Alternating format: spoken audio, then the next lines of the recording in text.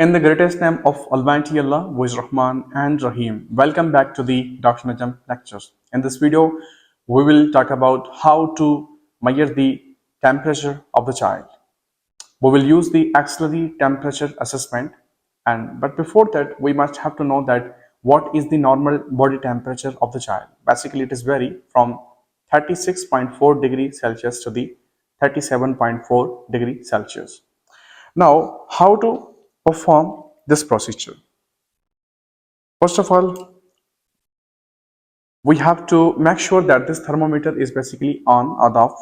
We have to on it, and we use the axilla region, and we have to put the thermometer deep inside the axillary folds and bend the arm like this, and wait little bit until the thermometer start beeping, and after that take it out and read the reading of the thermometer. So this was little of the short video on the how to measure the body temperature of the child.